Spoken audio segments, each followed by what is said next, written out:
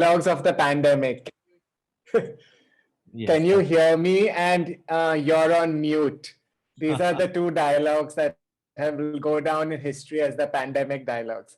I'm not on mute because I can see people nodding, which means you can hear me.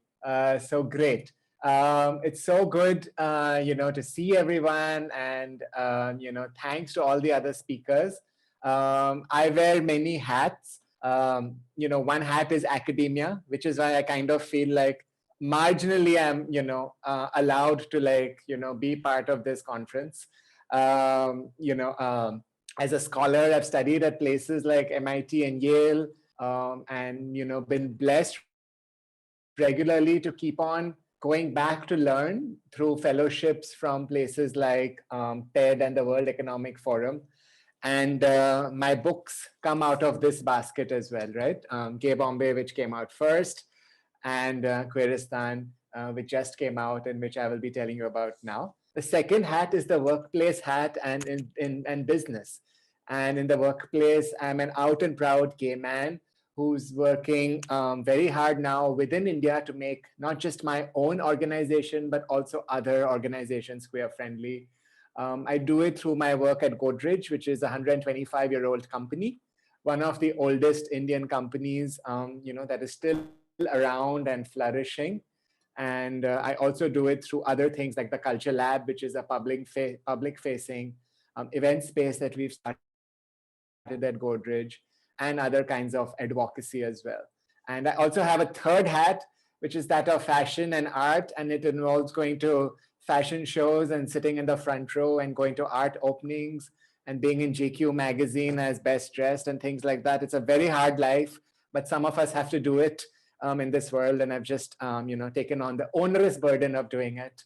Daniel, I have FOMO seeing your outfit, and I want to borrow it for my next front row appearance. But or maybe I'll just come there and borrow it off you. But until then, today I'm going to tell you about my book Queeristan, which just came out. I'm going to tell you a little bit about why I wrote it and how writing it itself to me was a form of queerness.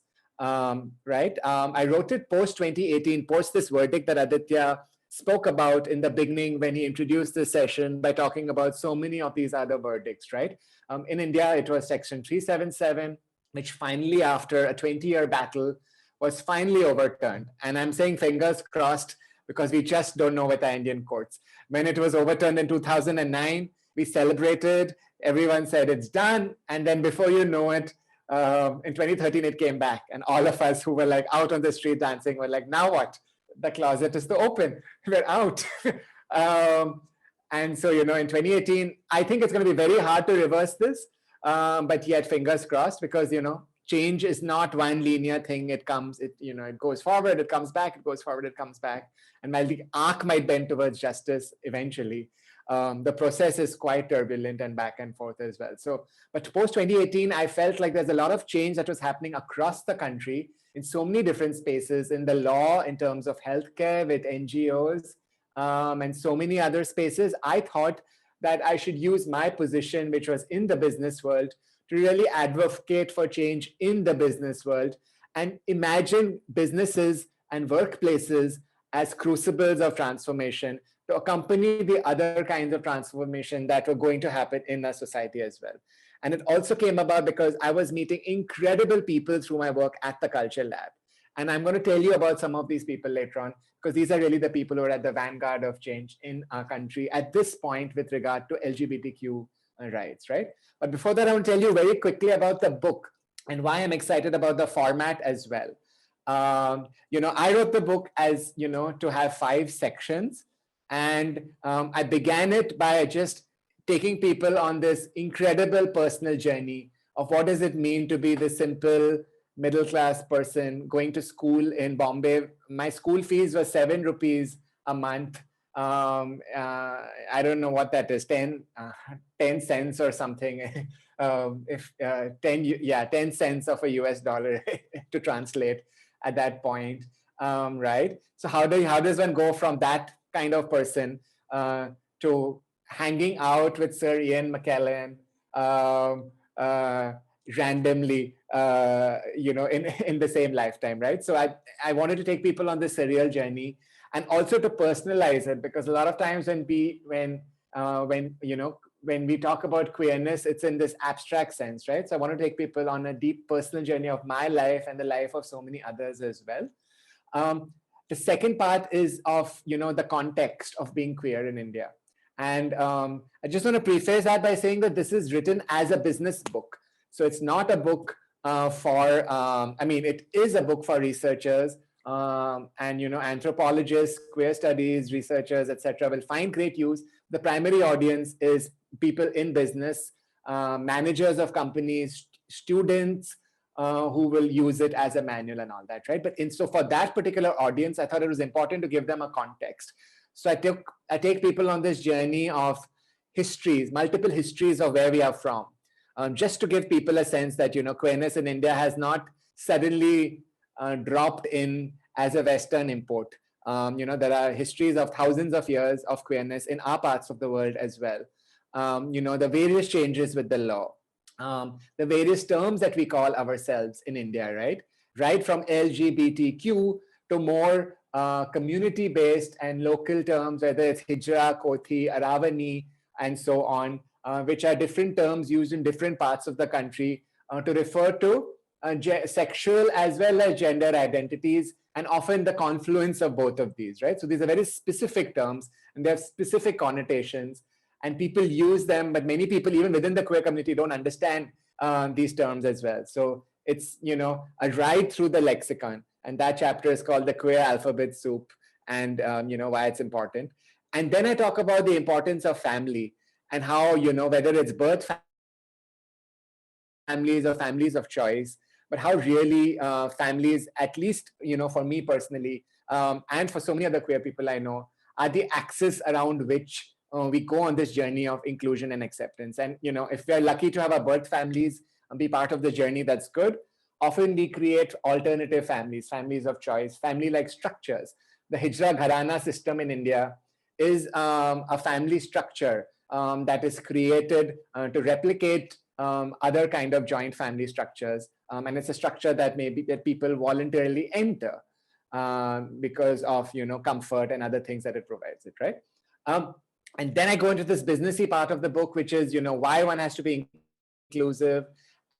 And I feel strange in writing about these things because the arguments I make are it's a decent thing to do, it makes you money, and I use arguments like it's a $5 trillion global economy, it's a $200 billion Indian economy. The cost of homophobia in India, according to the World Bank, is $32 billion. And even as I make these arguments in the book, I'm quite angry because I feel like, why do I have to justify something that should be so, obvious? But then I calm myself down and I say, no, darling, we're not living in an equal world. Sometimes you have to state the obvious, and then you do it with love and with style and with grace so that people understand. So even as I make these arguments, right, and of course the data is all real, it's not fabricated. As I make these arguments about innovation, the fact that queer people, any kind of diversity, queer included, makes an organization 8 times more inclusive. And that research is out of Australia. Juliet Burke's research from 2016, right? 8x innovation bump up when you in inclusive organizations versus non-inclusive organizations. Or when I talk to them about, or when, in this book I write about how young people, which is most of y'all, I'm 44, are millennials and Gen Zs are all wanting to work with organizations that care for the environment, that care for queer people, that essentially care. And how organizations need to transform for all these reasons.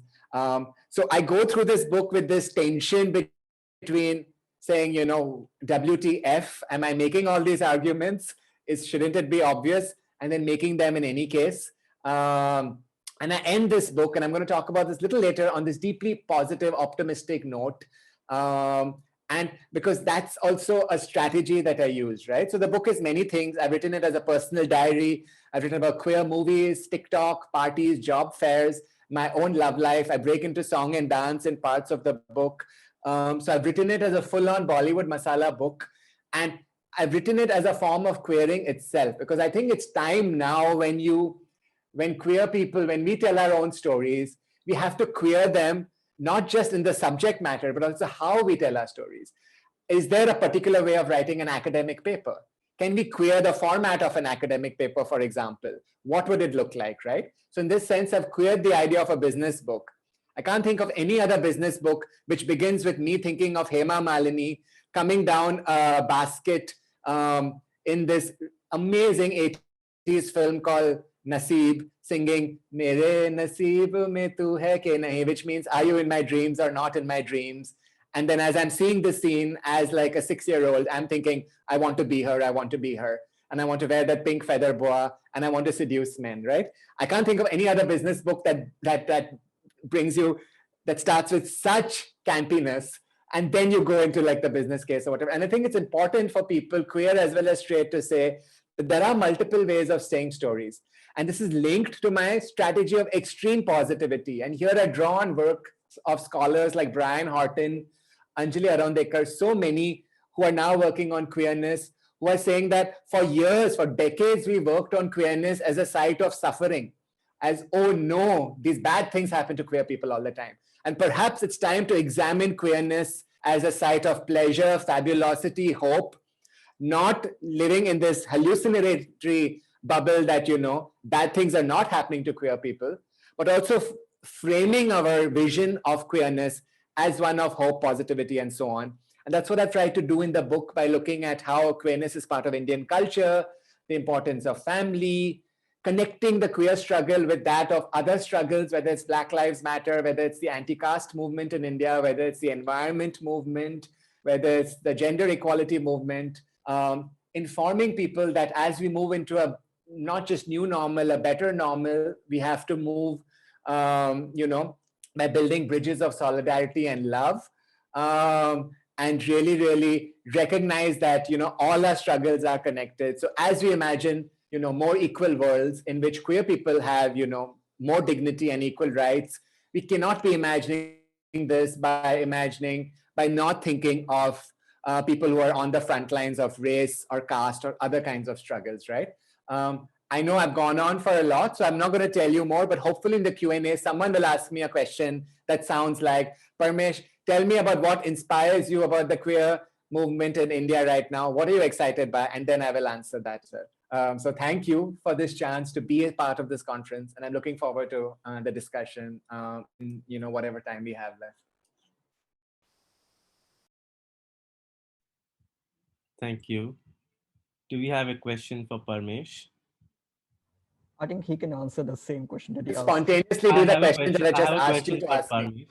I have a question for Parmesh. Parmesh, what inspired you to write this book? I mean, I think it was a very interesting talk. And yeah, please tell us. What inspired me to write this book? Your video is tracing a bit. Sorry. Oh, can you see me now? I'm also shaking. Should I just be still? Can you see me? No, that's okay. I think you're good in all your energy and spirit. Yeah, please go ahead. Sometimes I do this just to pull people's legs. Sometimes I just act like that as if I've frozen when the video is not really frozen, and people get really confused. And then I'm like, I'm kidding. I'm not frozen, but I didn't do that right now. What inspired me to write the book is, you know, exactly the incredible people that I've met, you know, in my journey over the past few years. There's amazing straight people. There's amazing queer people. You know, there are incredible straight allies. Like we have Shubha here from Solidarity, right? Who happens to be straight, but who has recognized that, you know, that her, and Shubha is a character in the book as well, by the way. So you should read the book, and she comes up as well, right? And who recognize that to be good straight allies, you know, you have to support, you know, queer people on their journey as well. And she's done it through the incredible work that she does, you know, with the foundation, which looks at trans rights as well as the rights of sex workers. And, you know, they work on both. So it's intersectional. It's an intersectional imagining of a better tomorrow. But so many other places, right? Places, these young organizations like Dalit Queer Project or Chinky Homo Project or Queer Muslim Project. The organizations that have come up across India that we don't hear about, like Zukia in Assam, or Ya All in Manipur, or what Grace Banu is doing in Tamil Nadu. Grace Banu is India's first transgender engineer who has built up a transgender-run agricultural cooperative with homes for trans people, cows and land provided by the Tamil Nadu government. Tamil Nadu is a state in the south of India. An entire business ecosystem around this, and corporates participating as well. So it's a public-private transgender cooperative, transgender dairy cooperative model. And she's running it so well. I think it's a great model that so many other states can emulate, because you can create jobs, you're upskilling people who are very marginalized, you're doing it for, for profit and to generate revenue. Everyone benefits in this, right?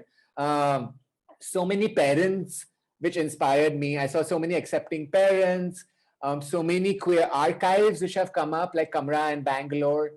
So many young queer people engaging with politics, whether it's a Disha Pinky Sheikh of the Vanchit Bahujan Agadi, whether it is Apsara Reddy from the Mahila Congress. So many young queer icons coming about. Duty Chand, who is one of our most famous sports people in India, happens to be lesbian and is out and proud lesbian, right?